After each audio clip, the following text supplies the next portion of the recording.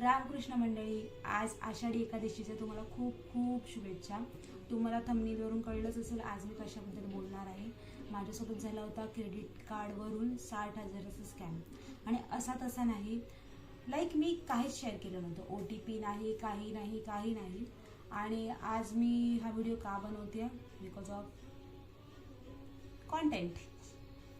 आणि आज मी एकदम असं कानातले ड्रेस वगैरे घालून बसले आहे, कारण की आज आषाढी एकादशी आहे आणि माझा उपवास आहे पहिल्यांदा. पूछा किसी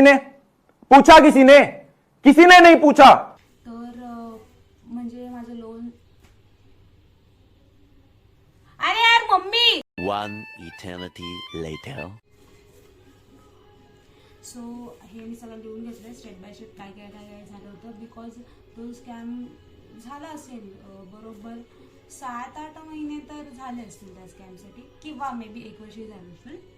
तर मी चेक करत होती माझा फोन मेसेजेस, तेव्हा मला ते मेसेजेस भेटले. तर मी विचार केला की बनवूया म्हणून व्हिडिओ, कारण की मी जशी चुकी केली, म्हणजे माझी चुकी एवढी मोठी पण नव्हती, जस्ट म्हणजे आय डोंट नो, चुकी मे बी असणारच, ऑफकोर्स असणारच. तर चुकी झाली होती आणि त्याच्यामुळे हे सगळं झालं होतं. तर तुम्ही लोकांनी हे करायला, तुम्ही लोक नाहीच करणार, तुम्ही लोक स्मार्ट आहात, माझ्यासारखी नाही आहात. तर स्टील तरी मी व्हिडिओ बनवते आणि मी तुम्हाला स्टार्टिंगपासून सांगते काय काय झालं ते. ठीक आहे, चला स्टार्ट करूया व्हिडिओ. स्कॅम स्टार्ट झाला होता म्हणजे माझं होम लोन चालू होतं, होम लोनची प्रोसेस चालू होती. सो मी ऑफिसला होते आणि म्हणजे मी ऑफिसला होते आणि मला लोनवाल्याने म्हणजे प्रोसिजर चालू होती. तर लोनवाले तर म्हणजे आय डोंट नो लोनवाल्यांचं काय, ते लोक ना, समजा तुम्ही ABC अशी लोक आहेत जे पहिले व्हेरिफिकेशन करतील, मग लोन अकाउंट क्रिएट करतील, समथिंग. ठीक आहे. सो एकाला जर तुम्ही आधार कार्ड पॅन कार्ड देताय, ठीक आहे, आणि दुसऱ्याला जर ते हवं आहे, तर तो पहिल्याकडून नाही मागणार. सो तो तुम्हाला कॉल करेल, तुम्हाला बोलेल आधार कार्ड पॅन कार्ड पाठवा, आधार कार्ड, असं करत म्हणजे आत्तापर्यंत माझं लोन म्हणजे पास झालं माझं लोन. सो असं करत म्हणजे तुम्ही असं जेव्हा तुम्ही लोन घ्याल किंवा घेतलं असेल तर तुम्हाला माहिती असेल, म्हणजे माझ्या मोबाईलमध्ये एवढ्या जणांना मी आधार कार्ड पॅन कार्ड पाठवलं, म्हणजे त्याच लोनवाल्यांना, की अक्षरशः 10 ते 15 कॉन्टॅक्ट झालेच असतील. आधार कार्ड पॅन कार्ड पाठवा, आधार कार्ड पॅन कार्ड पाठवा. अरे तुम्ही तुमच्याच बँकेत आहे, तर तुम्ही तुमच्या बँकेच्या जे आहेत त्यांच्याकडून तुम्ही घेऊ शकता ना. पण नाही, आधार कार्ड पॅन कार्ड पाठवा, आधार कार्ड, आणि एकच डॉक्युमेंट्स एवढ्या वेळा पाठवणार ना, तुम्ही जे मेन माणूस आहे त्याला तुम्ही पाठवलेलं असतं, आधार कार्ड पॅन कार्ड, तुमची सॅलरी स्लिप, एक्सेट्रा सगळं. तरी पण दुसरा माणूस तुम्हाला कॉल करून बोलणार काय तुम्ही हे पाठवा. Seriously bro. सो मला कॉल आला होता आणि त्या लोनवाल्यांनीच ICICI वाल्यांनी मला सांगितलं होतं की तुम्हाला लोनवाल्यांकडून कॉल येईल, असं की काहीतरी रजिस्ट्रेशन करायचं, काहीतरी करायचं, मग तुम्हाला कॉल येईल. सॉरी मी सारखी केस नाही केलं, ते केस बोलली म्हणून, की तुम्हाला कॉल येईल लोनवाल्यांकडून व्हेरिफिकेशनसाठी. सो ते कॉल चालूच होते लोनवाल्यांचे. मला अचानक एक माणसाचा कॉल आला आणि माझ्याकडे ICICIचं क्रेडिट कार्ड होतं ऑफकोर्स, म्हणून ते स्कॅम झालं होतं. माझ्याकडे कार्ड ICICIचं, तर ते कार्ड होतं आणि मी ते यूजच नाही करत. अजून पण माझ्याकडे खूप क्रेडिट कार्ड आहे, ते मी यूजच नाही करत. ठीक आहे. सो मला त्याचा कॉल आला, बोलला तो, आणि तेव्हा मला लोनचे कॉल एवढे चालू होते ना की मी तो बोला ICICI, आणि बरोबर त्याने ICICIचं नाव घेतलं. तर मला वाटलं तेच असेल, कारण की त्याने माणसाने मला पहिलेच सांगितलं होतं ऑफिसला 5-10 मिनिट आधीच मला कॉल आला होता की तुम्हाला कॉल येईल म्हणून. असं तर मला वाटलं तोच माणूस बोलतो. तो माणूस मला म्हणाला की तुमच्याकडे क्रेडिट कार्ड आहे, तुम्ही यूज नाही करत. मी म्हटलं नाही यूज करते. सो तुम्हाला ते बंद करायचं आहे का. तर मी एक वेळा विचार केला की असंही बंद होईल, पण कधी क्रेडिट कार्ड मी यूज नाही केले. सो मला माहीत नाही, क्रेडिट कार्ड यूज नाही केलं तर मे बी चार्जेस लागतात, नाही माहिती आहे काहीच, मला माहिती नाही आहे लागतात की नाही. तर म्हटलं हां ठीक आहे बंद करायचं, असं बोलले मी त्याला. ठीक आहे. तर तो मला म्हणाला, आणि मला व्हॉट्सअपवर मेसेज केला की ही लिंक आहे, सो याच्यात जाऊन तुम्ही क्रेडिट डिटेल्सवर आणि बंद करतो. हां, तर मला अजून एक गोष्ट सांगायची आहे. आय नो लिंकवर क्लिक करत नाहीत, आय नो कोणत्याही रँडम लिंकवर क्लिक करत नाहीत, बट ICICIचं जेव्हा मी लोन करत होते तेव्हा ते लोकसुद्धा मला लिंक द्यायचे प्रॉपर की याच्यात रजिस्ट्रेशन करायचं, तुमचं जाऊन तुमची सिग्नेचर ॲड करायची आहे, असं तसं. तर ते मला वाटलं की सेमच असेल असं वाटलं मला, तर मी केलं. ठीक आहे. सो मला धाड OTP यायला लागले. मी ते रजिस्ट्रेशन केलं आणि ॲक्च्युली म्हणजे सिरियसली माझ्याकडे मला सायन्स येत होते की नाही करायचं नाही करायचं नाही करायचं. सॉरी बुक पडली माझी. नाही करायचं कॉज माझ्याकडे क्रेडिट कार्ड हातात नव्हतं. मी ऑफिसला होते, माझ्याकडे क्रेडिट कार्ड हातात नव्हतं. मी माझ्या घरी कॉल केला मम्मीला की मम्मी असं आहे क्रेडिट कार्डचं, ICICIचं क्रेडिट कार्ड असं तर तू शोध म्हणून. माझ्या मी ते शोधलं, त्यात डिटेल्स भरले साहेब. ठीक आहे. मी सिरियसली एवढी मंद की खरंच मला नव्हतं, म्हणजे मी घरी कॉल करून क्रेडिट कार्ड मागवलं आणि मग भरले. तसं पण नाही की माझ्याकडे होतं सो मी भरलं असेल. मी मागवलं क्रेडिट कार्डचे डिटेल्स. ठीक आहे, मी फुल केलं. आता मी क्रेडिट कार्डचे डिटेल्स फुल केले. ओके, मला धाड OTP यायला लागले. मी स्क्रीनशॉट पण ॲड करेन नंतर. मी म्हणजे मला OTP येत गेले, मला काहीच सुचलं नाही. आणि म्हणजे माझं असं झालं की मी माझ्या तेव्हा डोक्यात ट्यूब नाही पडली. असं झालं, माझी मैत्री माझ्या बाजूला बसली होती अश्विनी. सो मला धाड OTP येत गेले. आणि छोटे मोठे नाही, 4000, 5000, कधी 10000, कधी 15000. लाईक असं 1 2 3 4 5 OTP for 10,000 amount, 4 5 6 OTP for like 5000 amount असं. तेव्हा नॅशनल दाखवलं. अश्विनी बोलते तू काय केलं, तर मी सगळं सांगितलं. तिने त्या माणसाला कॉल केला ज्याने मला ओढवलं. तिने त्याला बोलली की आप किसको उल्लू बना रहे हो, स्कॅम पता है, ये सब स्कॅम करने से अच्छा काम करते असं. तो मला हसायला लागलं तिथे. मला समजलं माझं स्कॅम झाला, बट माझं ICICIमध्ये अकाउंटच नव्हतं. ठीक आहे. सो मला काय वाटलं, म्हटलं सोड जाऊ दे. OTP मी दिला नाही, मी OTP दिला नाही काही. मंडळींनो मी OTP दिला नाही. ठीक आहे. तरीसुद्धा आय डोंट नो कसं काय मला ना, जसं OTP यायचं लाईक कसं माझं 60,000 आमची अमाऊंट होती लिमिट क्रेडिट कार्डची, 60,000 अमाऊंट होती. ठीक आहे. 1 2 3 4 5 OTP फॉर 10,000 अमाऊंट. ठीक आहे. अजून येत गेला की 10,000 कट झाला तर 50,000 लिमिट आहे. 4 5 6 OTP फॉर 20,000 अमाऊंट. तर मला परत आलं की बॅलन्स इज 40,000 असं. ठीक आहे. सो येत गेलं, पण मी इग्नोर केलं. म्हटलं मी OTPच दिला नाही, काय दिला नाही तर अमाऊंट कटच नाही. आणि मी क्रेडिट कार्डचं मला फरकच नव्हता पडत, कारण की माझं अकाउंटच नव्हतं तिथे. ठीक आहे. सो येत गेले OTP आणि मला येत गेलं मेसेज की लिमिट संपली एक्सेट्रा असं मेसेज गेलं. ठीक आहे. मी केलं इग्नोर, कारण की मी OTPच दिला नव्हता. तर मला वाटलं, आणि मला वाटलं की डेबिट कार्ड माझं अकाउंटच नव्हतं तिथे, तर मला वाटलं की काय फरकच नाही पडला. ठीक आहे. OTP येत गेले. ठीक आहे. मी इग्नोर केलं. आणि त्याच्यानंतर 1 महिना झाला, मला मेसेज आला की तुमचं 50,000, मला प्रॉपर आठवत नाही आहे, 50,000 ते 60,000 अमाऊंट ड्यू आहे, पे करा असं. मी बोलली मी यूजच नाही केलं तर मी का भरू. ठीक आहे. सो यूजच नाही केलं तर मी का भरू. तर नंतर येत गेलं, पहिल्या महिन्याला आला, दुसऱ्या महिन्याला आलं. मी इग्नोर केलं. मी बोलली आता सारखे येतात, तर मी थोडीशी मला टेन्शन आलं की हे काय येतं सारखं मेसेज. आणि इग्नोर करून किती इग्नोर करणार ना. सो मला आलं डोक्यात की करूया काहीतरी आपण. तर मी आमची इथे जवळ ब्रँच आहे ICICIची. सो मी तिकडे गेले आणि मी कन्सर्न केलं.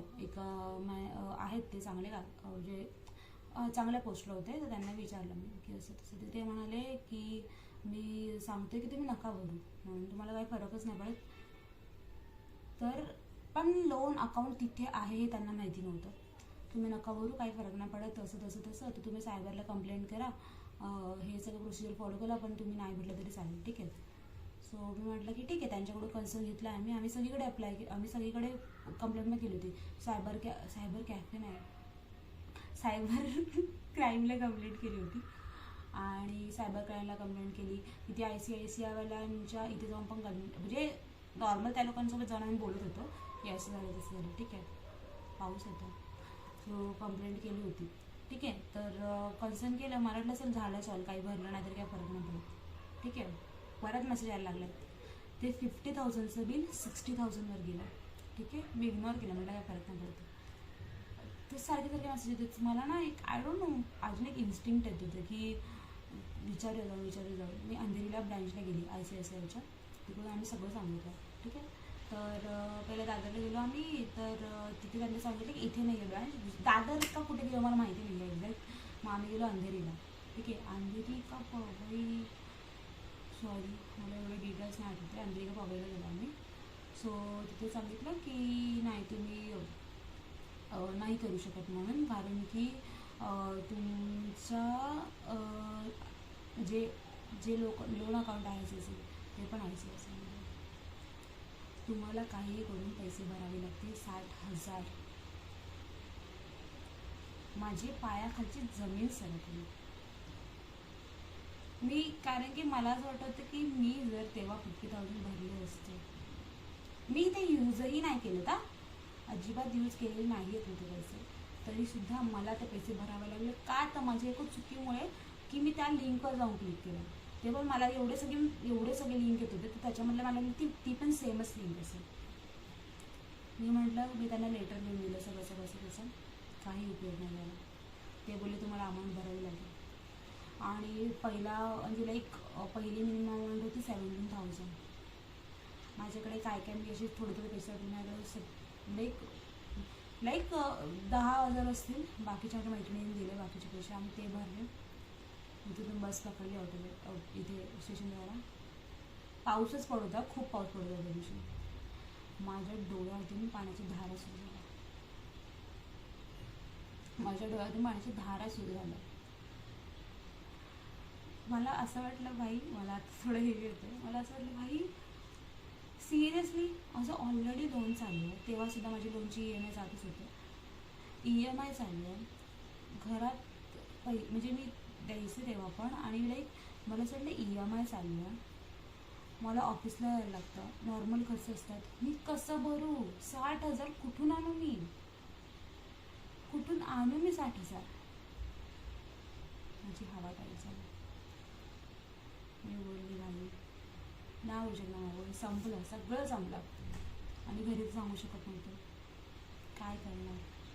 मी माझ्या मैत्रिणीच्या बाजूला बसली होती आणि गर्दी नव्हती बसमध्ये. माझ्या डोळ्यातून जे झाडं सुरू झाल्या, मला काहीच कळलं नाही.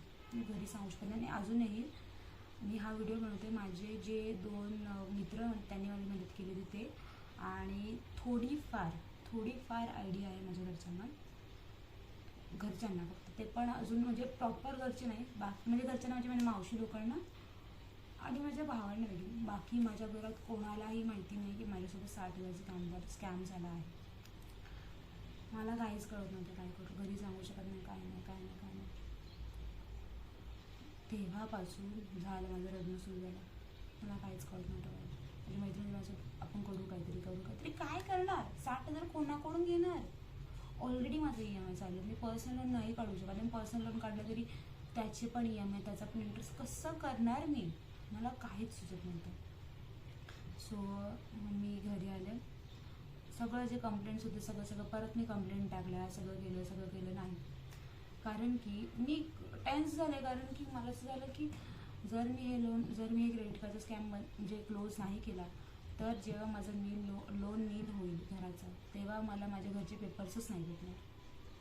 आणि आत्ता जर 50,000 अमाऊंट आहे, थोड्या वर्षानंतर जेव्हा माझं लोन क्लोज होईल, किंवा आता 2-4-5 महिन्यात 2-3 महिन्यातच अमाऊंट 60,000 झाली, तेव्हा 1,00,000वर जाईल ती अमाऊंट.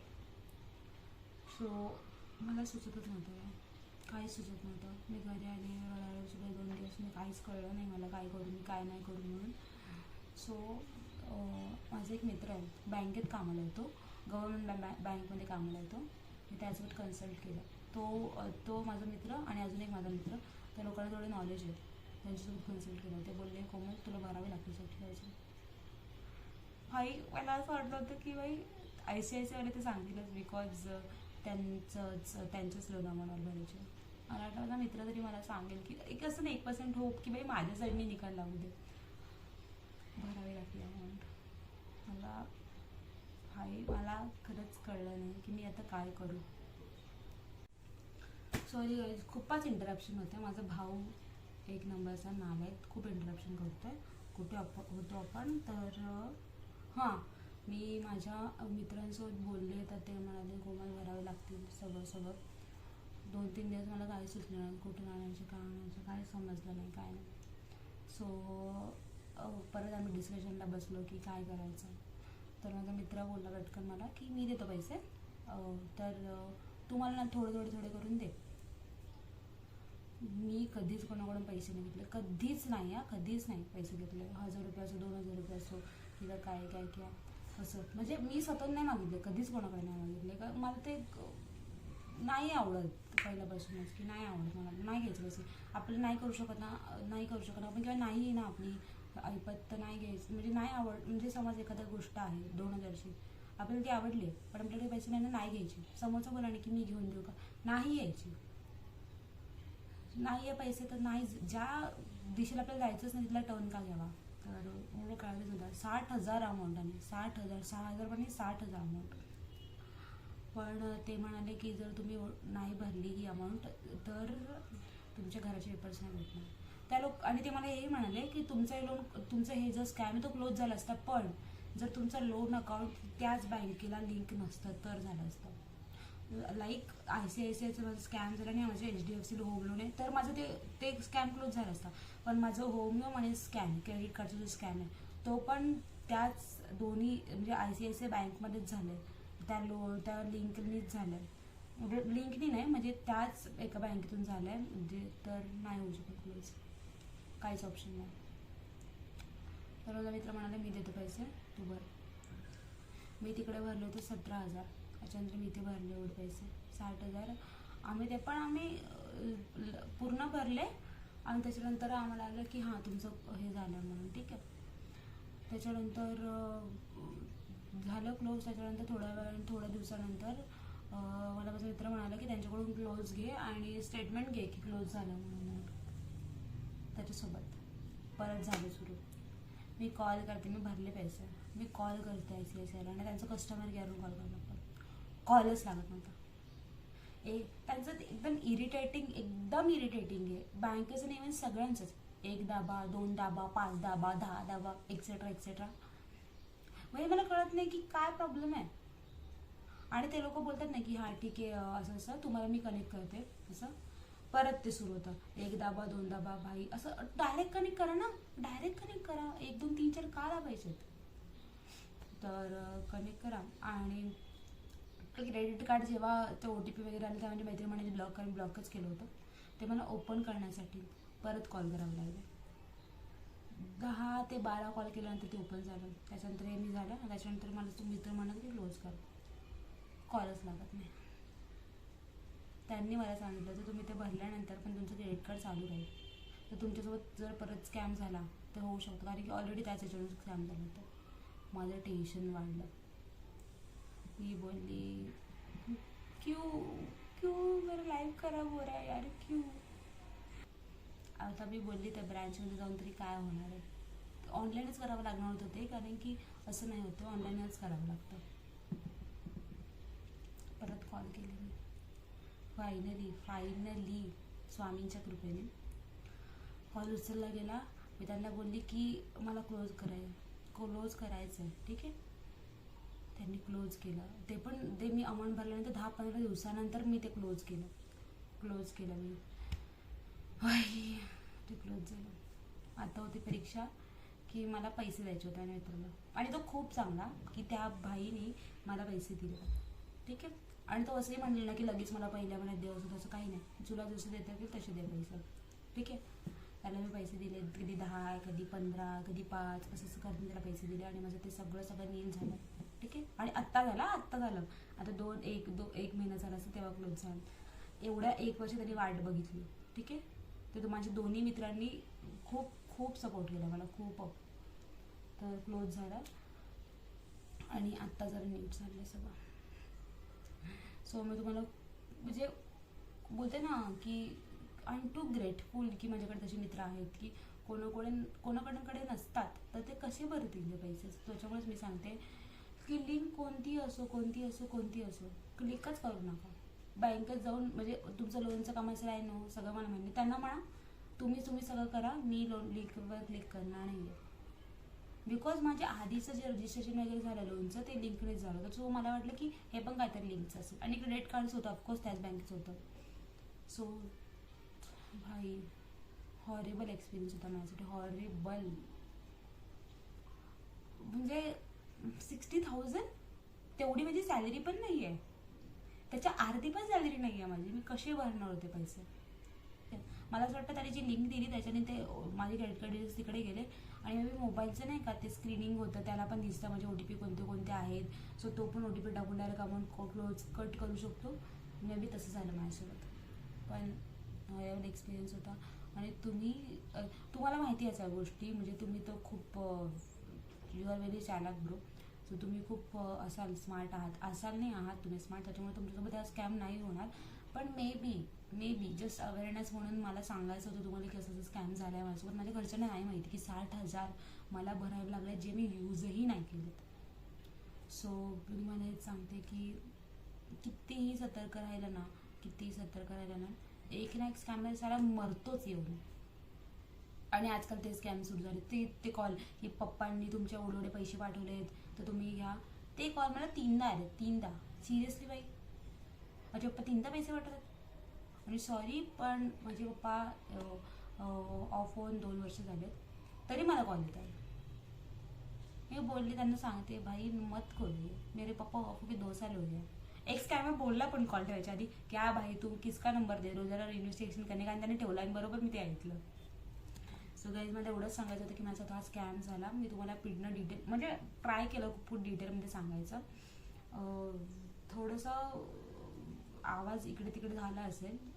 मी माईक नाही लावलं मी असंच बोलते. पूर्ण स्लायडिंग बंद करून बेडरूमचा दरवाजा बंद करून मी बोलते तुमच्याशी. आणि फॅन पण नाही लावला खूप गरम होते उकडत आहे खूप.